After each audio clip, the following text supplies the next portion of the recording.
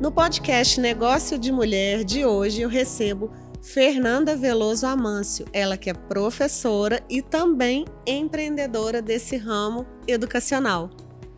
Boa tarde, Paula. Para mim é um prazer estar aqui com vocês. O prazer é nosso. Vai ser ótima conversa, porque nós temos aí em comum, né, essa área da educação como professoras. Sim, com certeza. E a educação, para mim, pelo menos, né, é a base, né? É aquela que move o mundo. É, a base, o meio, o topo, né? Fernanda, eu queria, para a gente começar, entender um pouco da sua trajetória. Você se formou, é professora, e também como que nesse percurso veio a sua escola, né, o seu empreendimento. Como que aconteceu isso? Então, Paula, na época que a gente resolveu, eu e o Marquinho, meu marido, né? Quando nós resolvemos abrir o SEDUP, eu ainda estava cursando a faculdade. Eu estava, acho que no segundo ano da faculdade, quando nós resolvemos, então, empreender. O Marquinho... Você não dava aulas ainda? Não. O Marquinho, ele tinha uma sociedade com 3 amigos e ele resolveu desfazer a sociedade, achou que não estava legal, e aí nós éramos noivos, né? E ele falou, Fernanda, vamos abrir a escola e tal, e foi quando a gente enfiou de cabeça mesmo no projeto e trabalhava muito. A escola abria de 7 da manhã às 10 da noite e era assim, ele na sala de aula e eu na secretaria, matriculando aluno, aquela loucura. Ele é desse setor ou ele é empresário, empreendedor? O Marquinho, ele tem formação em eletrônica. Então, quando ele iniciou a empresa com os amigos, né, a parte da escola, porque era a média informática na época, era programação, escola e assistência técnica. E ele era mais responsável pela assistência técnica, né? De repente, ele começou a dar aula também, tudo, e aí ele viu que era legal. Quando eles resolveram desfazer a sociedade, cada um ficou com uma parte e ele falou que queria ficar com a parte de escola. Foi quando nós resolvemos abrir o SEDUP. Contextualiza o que é o SEDUP. Uma escola, né? Contar pra gente se é uma escola básica, enfim. Né? Tá. O SEDUP, quando nós iniciamos até com outro nome na época, era MSD, era só a escola de informática. Nós não tínhamos outros cursos que não fosse a área da informática. Isso em que ano? Isso foi no ano 2001. E eu estava na faculdade na época. E aí, com o tempo, nós fomos, né, sempre buscando aprimorar para a cidade, porque o ideal é que você tenha mão de obra na cidade qualificada. Então, sentindo a necessidade das empresas, vendo o que era a busca, muitas empresas conversavam, os empresários conversavam conosco a respeito assim, o que vocês acham que pode, né, melhorar? Então, a gente começou a dar curso de atendimento, vendas, começamos, inclusive, a fazer curso de cuidador de idosos, que começou uma demanda. Uma escola profissionalizante. Exatamente. Então. Hoje, aí foi quando nós mudamos o nome para Centro de Educação Profissional, por isso a sigla SEDUP. Então, aí, agora hoje nós damos curso de tudo. Por quê? Por causa realmente dessa necessidade, né, de estar enviando para o mercado mão de obra de vários que vão setores também mudando, diferentes, né, ao longo do tempo, mas depois a gente entra um pouquinho nisso. E a tua formação nessa época? Eu estava cursando a faculdade de matemática, então sempre gostei das exatas, amava aquilo e estava fazendo. Quando eu formei, eu e o Marquinho, nós estávamos expandindo o SEDUP. Nós chegamos a ter 9 escolas na região. Então, nós abrimos Nepomuceno, Boa Esperança, Campos Gerais e assim por diante, aqui na região mesmo. E, normalmente, eu ia para as escolas, eu dava treinamento para os novos funcionários, a gente, assim, fazia aquele marketing inicial para poder mostrar para a população a escola. Então, eu não tive tempo de dar aula, Paula. Eu não tinha, assim... E para te falar muito do fundo do meu coração, eu nunca quis ser professora, você acredita? Ai, meu Deus! Nunca quis. Conta então.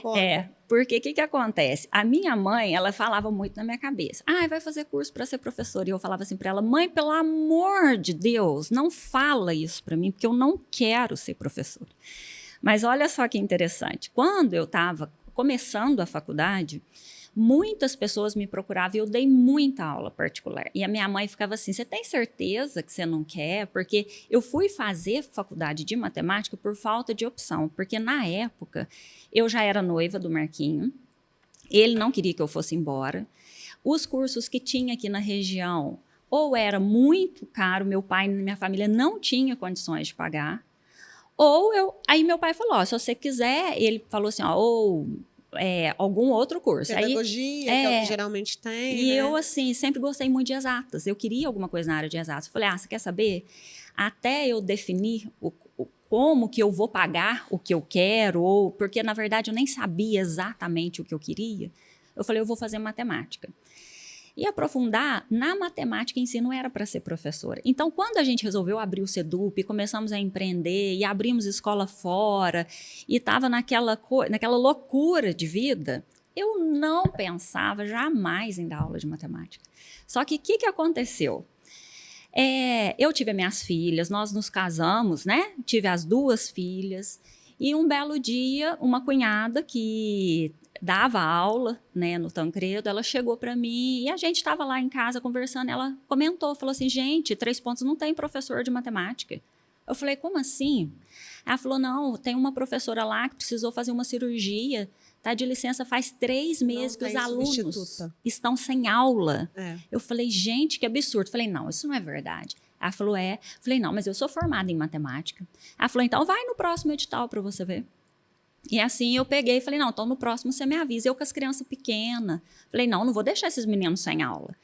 Só que aí teve um edital, foi até no Maria Tacasso, foi a primeira vez. Eu fui, falei, quero ver se não tem professor. E realmente não tinha.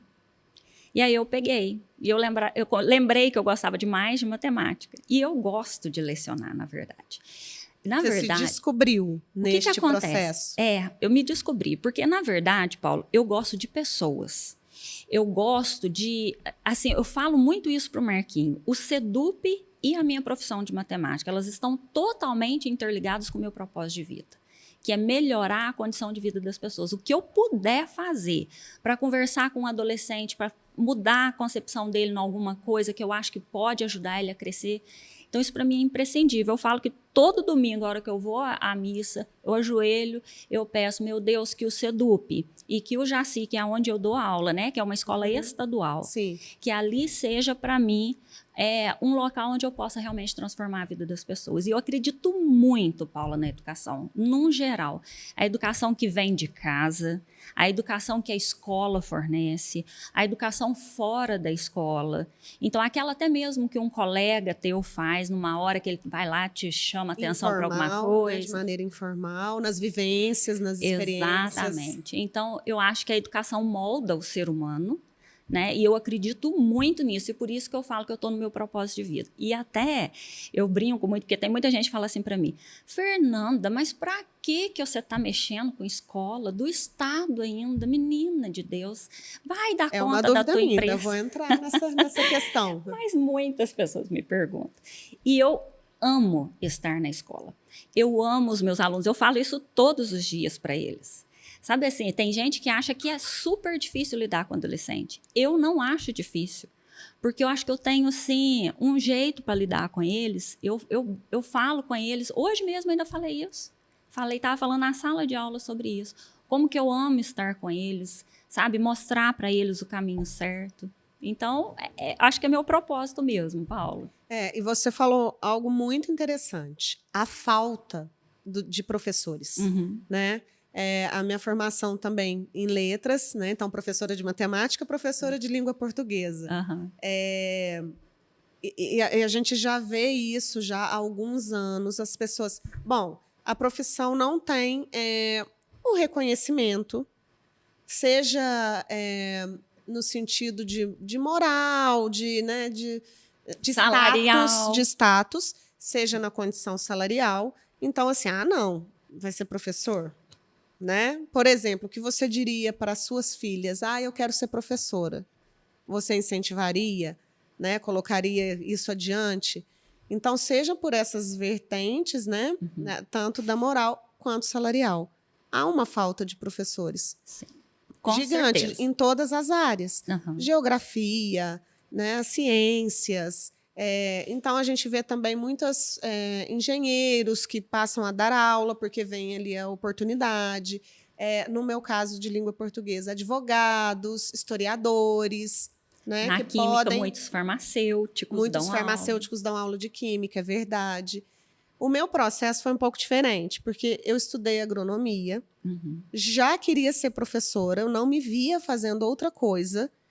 Eu pensava assim, então eu vou daqui para um mestrado e vou dar aula. Então, quando eu me formei, eu fui atrás de tirar o CAT, que são, assim, de acordo com o seu estudo, aquelas disciplinas que você pode lecionar. Sim. E ali eu podia lecionar química, biologia e matemática, era algo assim.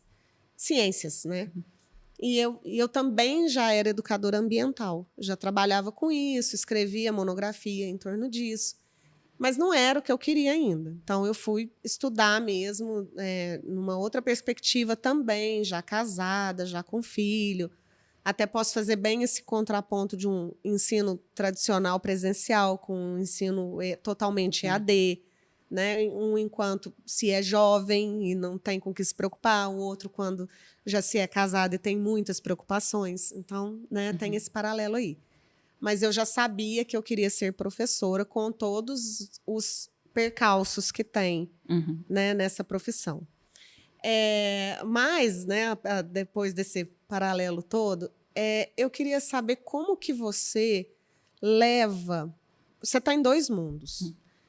Você lida com empreender, você tem que estar sempre inovando, sempre buscando, mudando suas estratégias,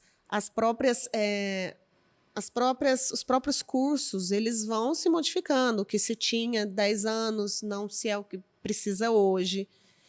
Contrapondo com a sua carreira, que a gente não vai nem falar CLT, mas concursada. Não era de se esperar que ali o raciocínio que se tenha ninguém me tira daqui. Então, eu vou fazer o mínimo, do mínimo, do mínimo, porque eu estou tranquila. Eu vou receber esse salário de qualquer maneira, eu sou concursada. Então, como que você traz o empreendedorismo para dentro da escola, ainda sendo ainda mais uma escola pública e sendo concursada? Olha, Paula, essa é uma questão assim, é muito interessante, porque os meus alunos dentro da escola pública também é meu público da minha empresa, você concorda? Sim, sim. Então, assim, é muito interessante, porque toda turma que eu pego nova, normalmente eu nunca falo do SEDUP, da minha escola e tal. Normalmente eles descobrem, né? E aí, sempre quando descobrem, começam.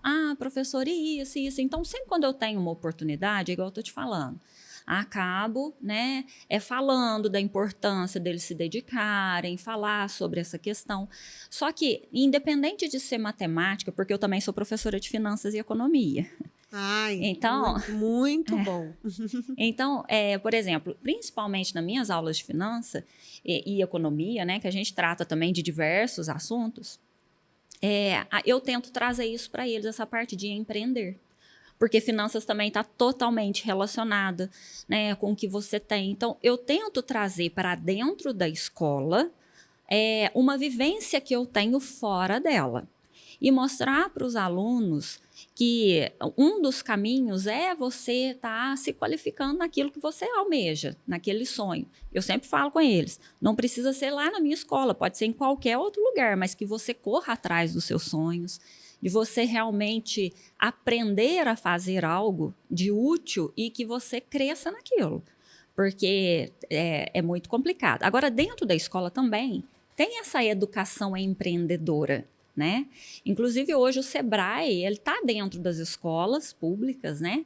Faz aquele projeto Ali, não sei se você já ouviu falar, mas tem essa parte da educação empreendedora. Por exemplo, em conversa até, né, com a gente do Sebrae, nós montamos lá um projeto, eu enviei para a nossa orientação, montei um projeto, que foi até uma ideia do Sebrae, que chama o Profissional Sombra. Então, para os alunos, eles vão atrás de um profissional descobrir quais são as dores, quais são os sucessos, quais são tudo a respeito, o salário, a dificuldade no geral, né? E passar pra um entender dia... a realidade mesmo, né? E trazer e discutir isso dentro de sala, para poder eles verem. Porque eu falo assim, todo profissional é importante para a comunidade, né? Apesar de os professores hoje, infelizmente, estarem tão desmotivados até mesmo pela condição de trabalho, sabe, Paula? Porque eu acho que essa desmotivação, às vezes, é uma sobrecarga imensa de trabalho, muita cobrança por parte dos professores e nada dos alunos, né? Então, quando a gente não consegue levar o aluno para onde a gente quer, é muito frustrante. Uhum. Muito frustrante, porque parece assim que é um trabalho que você nadou e morreu na praia. Porque o governo em si, ele vai fazer as manobras para que, né, ele consiga uma aprovação, alguma coisa. A gente consegue reter? Consegue. Falar que não consegue é mentira, a gente consegue. Só que, assim, é frustrante às vezes. Mas eu tento levar isso o mais leve possível. Eu tenho isso, como eu te falei, o meu propósito é levar para os alunos essa parte de se dedicar, de mostrar para eles que tem dois caminhos, que eles têm aonde escolher, né? E eu tento levar sempre para o caminho que vai tentar, né, alavancar Você essa acha carreira. que a realidade, por exemplo, você estava falando dos seus alunos, conheceu, né, profissionais, como que eles trabalham. Você acha que tem uma diferença muito grande por estar em uma cidade pequena para o aluno do ensino público de uma grande cidade? Ah, tem. Até porque aqui, por exemplo, é fácil fazer esse projeto. Aqui todo mundo conhece todo mundo, fala que estuda na escola tal, né? Tem aquela base, aquela referência dos professores. Então, isso é mais fácil, né? Para um aluno conseguir acessar um determinado profissional, ter essa abertura, né? A gente ainda não implantou esse projeto, sabe, Paula? Eu estou até te contando, mas a gente está com ideia já de implantar, porque na escola hoje se tem o projeto de vida. E o projeto de vida está totalmente ligado realmente ao que ele pensa. Só que, assim, às vezes, assim como você fez alguma faculdade que não queria, a gente está tentando trilhar para esses alunos, para eles fazerem essas pesquisas, para eles verem na realidade como que funciona. Né? Sim, o dia a dia, é Sim. Importantíssimo. A gente escolher a profissão, né? Olha só, quando eu fui fazer agronomia, era porque eu amava biologia. Uhum. E eu não sabia nem quais matérias, nem quais disciplinas tinham durante a graduação. E eu cheguei lá, tinha muita coisa e um pouquinho só de biologia, entendeu? Uhum. E aí, aquela engenharia pesada. Então, assim, olha como falta conhecer o profissional, conhecer as matérias, as disciplinas, o que estuda. Sim. E a gente tenta ajudar nisso daí. Mas só assim para completar, né? Dentro, né, do SEDUP, que é a nossa escola, o que a gente tenta fazer? Lógico, trazer o máximo de alunos para cá, mas a gente também é polo da Anhanguera, Unopar, né, que é a faculdade. Então, igual você falou, dá oportunidade dentro de Três Pontas para as pessoas estudarem com excelentes profissionais, porque a Anhanguera e a Unopar, elas são muito fortes, então elas têm professores mestres, doutores, são muito bons.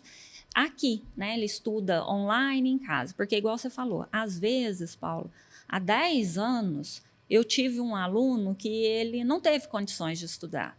Aí ele foi trabalhar, aí hoje ele tem. Aí ele lembra, né? A dona Fernanda, assim que eles chamam, né? A dona Fernanda, eu vou lá. Então, às vezes, alunos me procuram. Que curso que tem aí? Então, assim, para mim também é importante estar dentro da escola, entender as necessidades deles, até mesmo fazer essa orientação, né? Sim. A gente vê agora nas redes sociais algo muito interessante, que é um movimento. Você é CLT ou PJ? CLT ou PJ? E uma desvalorização da CLT, como se isso fosse ruim. A própria educação mas tá ensinando empreendedorismo, focado como se fosse esse o único caminho e o único caminho bom. Como é que você vê essa questão? Eu vejo que está indo para um lado complicado, porque ser CLT não é ruim, né? Você tem os dois lados, né? Exatamente. A CLT ela vem para garantir vários direitos. É claro que se você for CLT, vivendo a vida inteira, ganhando um salário mínimo, aí talvez realmente vai ser ruim. Mas eu conheço várias pessoas que são CLT e que estão super bem, estão muito melhores que muitos empreendedores. Porque você sabe que empreender também não é fácil. Não é fácil. Né? Muitos percalços financeiros. Sim. E outra, a pessoa acha, vai virar empresário, ficou rico. Não é assim. É a mesma coisa, vou virar TikToker, vou ficar rico. Não é assim. Então, as pessoas têm uma ilusão de que a vida como diria, né? A vida é um morango. A vida não é um morango para ninguém. Eu acho que quem é bom naquilo que faz, quem procura realmente inovar, né, se capacitar, aprender coisas novas. E é igual, assim, a gente fala muito, né, da teoria do chá, que é o conhecimento, a habilidade e a atitude. Então, por exemplo, eu posso conhecer como que corta um papel, uma figura. Eu tenho conhecimento. O conhecimento é o quê? Eu tenho que pegar a tesoura e ir nesse movimento. Ok. Eu tenho habilidade, na hora que eu corto, fica bom. Eu tenho habilidade, porque eu tenho conhecimento. Mas habilidade é outra coisa. Tá, eu posso ter conhecimento, posso ter habilidade, mas se eu não tiver atitude de pegar o papel e cortar, não adianta. Né? Sim. Então, é aquele negócio. Eu acho que tem que ter os três.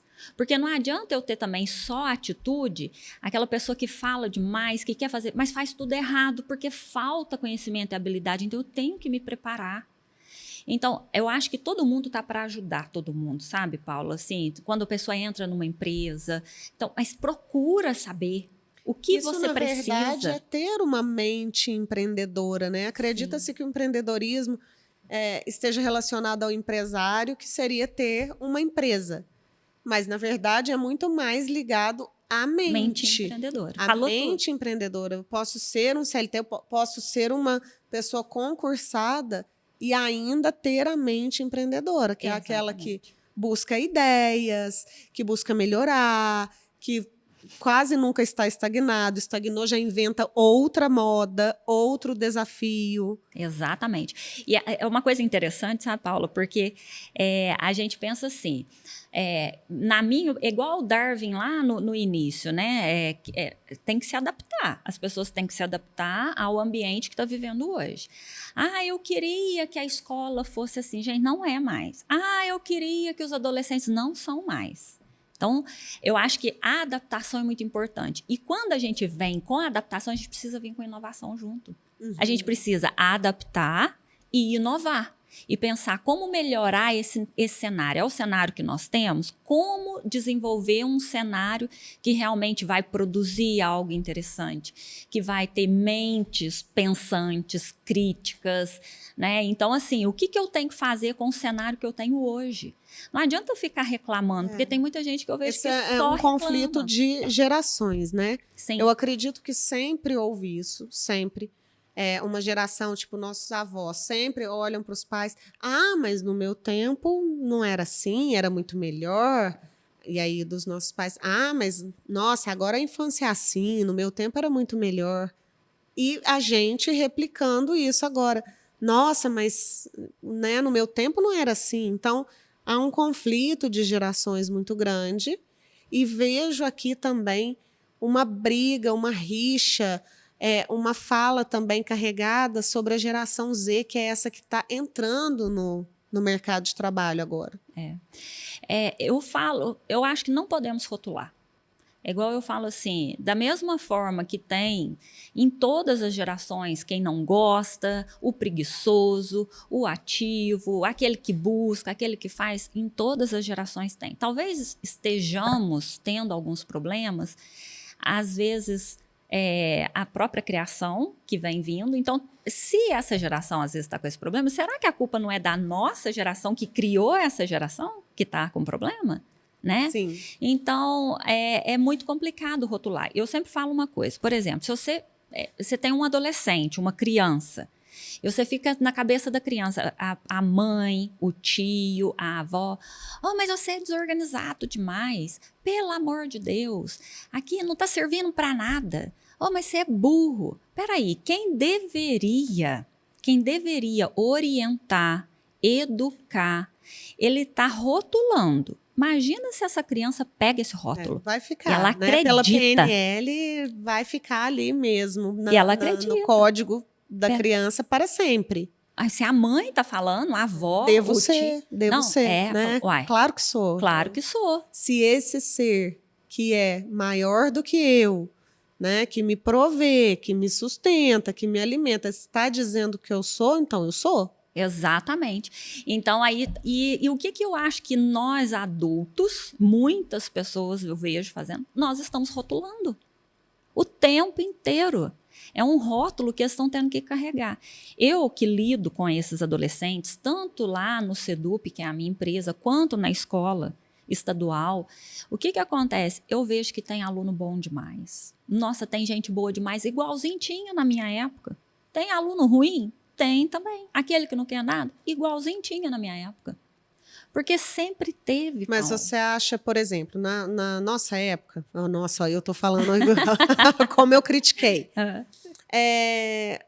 Era assim, ó, quero ser jogador... As vias que a gente pensava era quero ser jogador de futebol ou modelo. E hoje isso se ampliou para a internet. Não vou trabalhar, não vou empreender, porque para que eu vou fazer isso? Se eu for virar um influencer, eu vou ganhar milhões e milhões e milhões. Você acha que isso influencia? Sim, muito. Eu acho que a internet influencia muito hoje. Porque na nossa época, a gente era influenciada pela televisão. Isso só. Televisões e revistas, né? Exatamente. Era o que tinha. Só que hoje é um bombardeio. Só que na televisão e na revista, o público, e quem falava na televisão e na revista eram algumas pessoas. Na internet todo mundo fala. Na internet fala quem tem conhecimento, quem não tem. Tem gente que fala bobagem, tem gente que fala verdade. E a gente precisa, então, saber quem está falando o quê. Será que isso é verdade? Será que eu posso confiar nisso? Porque, assim, é muito fácil falar assim, igual, por exemplo, um influencer. Não, vem ser influencer porque eu ganho tanto. Será que aquilo é verdade? Será que ele ganha mesmo tudo aquilo? Né? E outra, imagina se todo mundo resolve ser a mesma coisa. E o mundo vai virar o quê? Eu acabei de falar no início, todas as profissões são importantes. O nosso mundo não vai girar se todo mundo resolver virar influencer, se todo mundo resolver virar médico, se todo mundo resolver virar professor. Então, precisamos da diversidade, né? Sim. Então, nós temos que incentivar, explicar. Eu acho que essa geração... Olha, o fato de ter proibido o celular na escola foi fantástico. Foi fantástico. Hoje eles interagem mais, eles têm tempo para fazer outras coisas, que às vezes ficava realmente no celular. Então, eu acho que a família precisa retirar um pouco o celular. Porque o celular é um mundo sem supervisão, né? Então, o povo fala assim, mas você deixa a tua filha sair e ir sozinha, por exemplo, na padaria comprar um pão, tua filha de 8 anos? Não, de maneira alguma, mas deixa um celular na mão. Porque você não sabe com quem que ela está conversando. Sim. Você não sabe. Você deixa a tua filha de 5? Não deixa de 5 de jeito nenhum, nem só anda comigo. Mas está com um celular que a gente não sabe o que está fazendo. Ou seja, é um abandonado digital, né? Sim. Você não sabe que está sendo influenciado por quem? O que está vendo? E assim, as crianças estão ficando muito tempo, né? E aí fica aquela até abstinência de celular. Então, eu achei que foi fantástico, mas eu acho que a família também tem que dar uma olhada para isso. Não pode ser só na escola. Você acha que isso piorou e adentrando também essa questão mesmo do eletrônico e como foi para a área educacional a pandemia? Nossa. Se a pandemia intensificou, né, as crianças, os adolescentes estarem, porque eu acho que ali eles ganharam, né, tá ali porque precisa, tá ali porque agora a escola é online. Como que foi isso, inclusive, uma curiosidade, no ensino público, né, na época da pandemia, eu tinha acabado de começar meu mestrado. Eu cheguei aí em 3 aulas, porque eram semanais os encontros, as aulas. Então, eu cheguei em 3 semanas e estourou a pandemia. E foi muito lento o processo da Universidade Federal liberar para que tinha toda a questão, que não é todo mundo que tinha internet, como que poderia funcionar isso para os cursos presenciais. Claro que a própria UFLA já tinha ali os cursos à distância, mas os que eram presenciais foram começar em setembro, com uma possibilidade de bolsa para a internet. Então, teve assim, uma série de políticas públicas ali para que isso acontecesse. Como que foi esse período na escola e como que foi esse período enquanto negócio? Nossa. Se foi mais lucrativo, porque era EAD, ou não? Paula, foi uma loucura. Eu vou falar primeiro da escola estadual e depois eu falo do negócio. Mas vamos lá. Na escola estadual, o que aconteceu? Demorou muito, porque no início a gente não sabia quanto tempo que ia ficar, então ficava naquela expectativa de que volta, que não volta. E nunca voltava. Quando eles viram que não ia voltar, eles disponibilizaram. Então, o Estado, ele tinha aula na televisão para os alunos, então, que não tinham acesso à internet, eles conseguiam. Tinha uma apostila onde a escola levava até a casa dos alunos. Mas tinha que ser autodidata. Autodidata. Nesse caso dos alunos sem acesso à internet. Porque quem tinha acesso à internet foi disponibilizado o Google for Education. Então, a gente tinha Classroom, tinha toda a questão ali, né? O Drive, tinha tudo. O Google for Education no geral. Então, assim, eu mesma dei aula online, eu entrava ao vivo com os meus alunos, tirava dúvida, conversava com eles, até mesmo para tranquilizar. Mas era assim, não era obrigatória aquela aula online. Então, o obrigatório era a entrega do material. Então, muitos alunos hoje relatam, eles pegavam na internet as respostas e mandavam para não ficar sem. Porque eles não entendiam, muitas vezes, não conseguia. Tinha professor o professor, às vezes, não conseguia fazer aula online. Tinha tudo isso, entende? Hoje em dia, tem-se resquício desse gap de tem demais. Formação. Nossa. No meu lado, a gente vê muito na questão da alfabetização, interpretação de texto, tipo, vai ficar aquele buraco. Sim. Né, que aquele aluno foi passado adiante e às vezes ele chega num estágio que ele não teve o estágio anterior desenvolvido. Sim, e principalmente na matemática, porque é uma sequência, sim, né? Então eu tô sempre assim, eu tenho que ensinar uma coisa que precisa de um conhecimento para trás, aí eu vou e volto. Eu dou aquela ensinada, falo, gente, vamos procurar um pouquinho, às vezes mando eles fazerem uma pesquisa, a gente discute um pouquinho, mas aí eu já tenho que passar para frente, né? Mas a gente está sempre indo e voltando. Agora, eu não sei, Paula, isso é um achômetro, não posso falar, porque não é uma pesquisa, não é um dado científico. Eu estou falando de minha percepção, tá? Eu percebi que depois que a gente voltou da pandemia, as crianças, os adolescentes, eles estão com muito mais ansiedade, muito mais problemas psicológicos. Sabe, eu acho que a pandemia afetou demais essa geração nisso. E a gente precisa ter, tem que dar um cuidado aí nessa parte emocional, sabe, psicológica deles. Acho que eles ficaram mais fragilizados, 2 anos trancados numa época que era, acho que, primordial para eles, para esse crescimento. Agora, respondendo quanto à minha empresa, nossa senhora, nós só tínhamos curso na época presencial. A transição foi ali mesmo. Poxa, como é que eu vou me reinventar? Aí foi uma loucura. Porque o que acontece? Nós perdemos 70% do nosso faturamento. Você sabe que... Não, aqui, você não tem noção. Sabe por que nós sobrevivemos à pandemia? Porque o imóvel é próprio, nós tínhamos geração de energia, eu era professora, eu tinha uma garantia de salário. Você tinha uma garantia de salário, entendeu? Verdade. Por quê? Porque nós tínhamos que pagar os nossos colaboradores. Nós tínhamos que... Porque para fazer o curso virar online, eu precisava deles, eu não podia demiti-los, né? E nem queria. Não era uma coisa, porque era sofrido. Quando eu com o Marquinhos chegava a conversar, falar sobre isso, a gente chorava. Sabe? Uma coisa que foi muito difícil, muito difícil. Então, a gente pegou dinheiro emprestado no banco, né? Graças a Deus. Porque a gente tinha os online da faculdade Isso sim. Mas o do SEDUC... Os profissionalizantes. Não, a graduação e pós-graduação. Você já tinha esse EAD, de graduação e pós-graduação. Mas os profissionalizantes, não. Não tinha nada. Então, assim, aí foi uma loucura. Nossa, foi uma loucura, porque a gente trabalhava muito. E, assim, eu e o Marquinho, nós temos uma gratidão imensa por esses colaboradores. Porque eles trabalhavam muito durante a pandemia. Trabalharam para entregar isso para os alunos. De suas casas. No começo em casa, né? Depois, gradualmente... Isso. Foi voltando, mas demorou para voltar. Demorou. Né? Demorou. Agradecemos profundamente aos alunos que conseguiram manter pagando. Entendeu? Teve essa questão da evasão também, né? Muitas pessoas também não tinham dinheiro. Entende? Porque foi uma cadeia. O pedreiro não teve jeito de ir trabalhar. Né, quem tava... Porque manicure.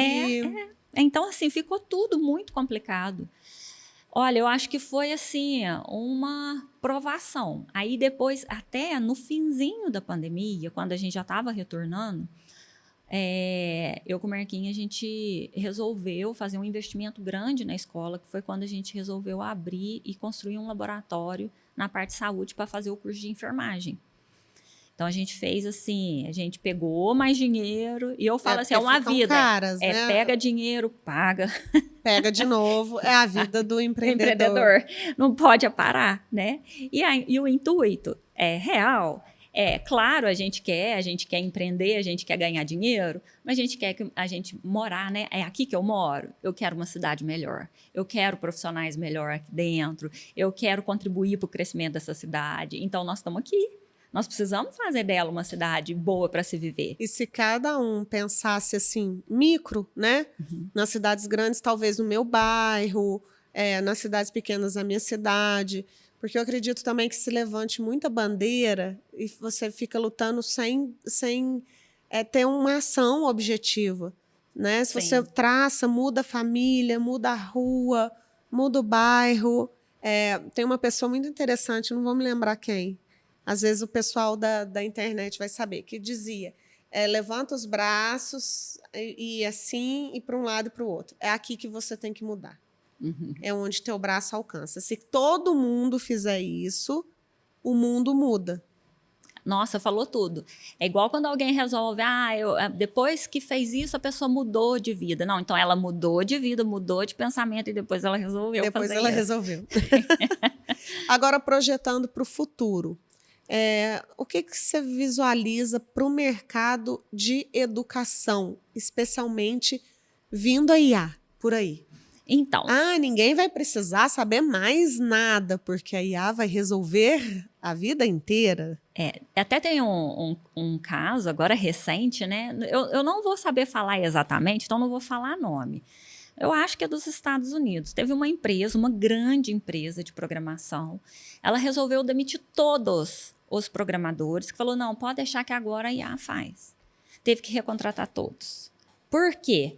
Porque a hora que começa a dar erro e a IA não consegue, então precisa de alguém para fazer a análise. Só que tem que ser alguém que entende. Né? Eu vou te dar um exemplo. O Marquinhos está até construindo um site agora para nós, né? Está fazendo no formato de uma loja, está ficando até bem legal. Todo com IA, certo? Quando ele foi me mostrar, eu falei para ele, nossa, maravilhoso, lindo. Mas a hora que eu olho as linhas de programação, eu não entendo nada, porque não é a minha área, né? Então não adianta, porque se eu tivesse que fazer o mesmo site que ele fez, com a mesma IA, eu não daria conta. Então, eu acho Ou faria diferente. Não daria conta, não tem como. É um conhecimento que está fora do meu alcance. Entende? Eu acho que a IA veio para ajudar demais. Tem que tomar muito cuidado, né? Porque senão a gente começa a ficar até preguiçoso, vamos dizer assim, né? Mas ela está aqui para ajudar. Eu uso muita inteligência artificial no meu dia a dia, mas eu falo assim, a gente que já leu muito, estudou bastante, a gente tem um senso crítico de receber algo da IA, isso aqui precisa ser melhorado, isso aqui não tá bom, até mesmo com a própria IA, muda isso, porque isso tem que ter esse enfoque, eu preciso alguma coisa direcionada a isso, e você orientar a IA o que você quer, né? Agora, é claro que tudo que você perguntar para a IA, você vai encontrar uma resposta. Só que eu vou te dar um exemplo. Vê se, assim, vamos supor que você quer... Vou dar um exemplo bobo. Você quer aprender a mexer no Excel. Tudo que você perguntar para a IA, você vai conseguir. Mas você vai gastar o tempo de perguntar, de entender o que é e ela montar um negócio para você, sei lá, replicar, ver se deu certo e beleza. Agora, se você tem um curso de Excel, aí você sabe mexer, você sabe colocar a fórmula, você sabe o que é, você sabe gerar o gráfico que você quer, tudo bem. Então, o teu trabalho é, quando você não conseguir algo, a IA te orientar e você simplesmente ir lá e fazer. Eu acho que você tem que ganhar com a IA produtividade. A IA vai te ajudar. Vai te ajudar a ganhar tempo. Vai ganhar... Nossa, vai te ajudar em vários aspectos. Eu só não acho que a gente deveria parar de estudar, diminuir o nosso cérebro, porque você sabe que quanto menos a gente estuda, menos cresce. Menos cresce, como todo músculo. Exatamente. E aí deixar tudo para o outro. Por quê? Porque desse jeito o ser humano vai começar a regredir. Né? Então, ao invés de ter mais coisas sendo descobertas, mas então nós vamos deixar tudo para IA? Entendeu? Você acha que esse não vai ser o caminho, que o mercado de educação ele ainda permanece? Não sei te falar, Paulo. Eu vou te ser muito sincera, isso vai depender muito das pessoas, a gente tem que fazer pesquisa. A gente, inclusive, dá curso de IA. Então, a gente sabe, a gente está ensinando o pessoal a mexer com isso. Né? Temos até uma turma aí que está para acontecer. Mas o que acontece é que a gente vai ter que sentir um pouco do pessoal, para ver se tem realmente interesse. Porque, por exemplo, vou te dar outro exemplo. Eu tenho lá no SEDUP um curso de cuidador de idosos, certo? É uma profissão que não vai acabar. Como é que ele vai... Quando a gente pensa nas profissões que podem vir a acabar e as que não vão acabar tão cedo, a menos que a gente tenha aquele robô caricato, né? Que anda, que fala, então, porque, por exemplo, que pega, que tem mão... vai medir uma pressão. Até que a gente tenha esse robô humanoide, não sei quando, essas profissões de contato são profissões que permanecem. Não tem como. É aquele negócio, né? Eu vou ensinar o meu aluno a medir uma pressão, ver os sinais vitais. A IA, você vai digitar lá e você vai ficar satisfeito só com a resposta que a IA te der? Ou você vai aprender a pegar o aparelho, pôr no braço do idoso, ir lá, contar, medir, opa, como é que tá? Entendeu o que eu tô querendo dizer? Primeiros socorros. Então, são coisas boas. Assim, eu tô falando de uma profissão. Por exemplo, agora nós estamos com turma aberta de maquiagem. Tá, você pode aprender com a IA. Ok. Mas se você tiver um professor que vai te ajudar e na hora que você fizer uma coisa errada, ela vai lá no teu olho e te corrige. Olha, aqui, olha o teu côncavo, onde está todo mundo, né? Sim. Então, assim, tem coisas que eu acho que talvez... coisas que são muito teóricas, talvez sim. Né? Pode ser que a IA vai conseguir roubar o mercado ali. Mas eu acho que a IA, o negócio, não tenho certeza disso, nós vamos ter que analisar, mas eu acho que a IA ela veio muito para ajudar a gente a ser mais produtivo. Quanto mais inteligente for a pessoa que comanda a IA, melhor é. Sim. Tem um rabino muito interessante na internet, Rabino Dudu, e ele fala assim, gente, pensa, quando vieram os tratores, era o serviço de 50 homens. E aí aquele trator faz, nossa, meu Deus, esses 50 homens vão pensar. Vão aprender a dirigir o trator. E assim, sempre falando que a gente foi feito para pensar e pensar melhor. Então, que bom que as tecnologias vêm e nos deixam mais tempo para pensar, para fazer também o novo, para descobrir o novo. Né? Se a gente não tivesse esse tempo, pensa, eu tinha que ficar horas e horas e horas e horas e horas fazendo isso. Agora eu não preciso mais. Eu tenho ócio. Eu tenho ócio para poder pensar novas ideias, né? Novas tecnologias que seja. Sim. E aquele negócio, né? Daqui para cima pode fazer ganhar muito dinheiro. O daqui para baixo te faz mais menos, né? Então... Ótimo. Porque se você está usando a tua mente para trabalhar, é ela que vai, né? Você vai desenvolver. Você não precisa de saber fazer muita coisa no manual. Né? Sim, sim. Gente, que delícia de conversa. Eu recebi hoje Fernanda Veloso Amâncio, Nós conversamos sobre educação, empreendedorismo. Fernanda, muito obrigada. Eu que agradeço, Paula. Esse momento foi ótimo, né? Eu não imaginava, foi o primeiro podcast, só tenho que te agradecer. Obrigada mesmo. As portas estão abertas. Obrigada. Tchau, pessoal. Vejo vocês no próximo Negócio de Mulher.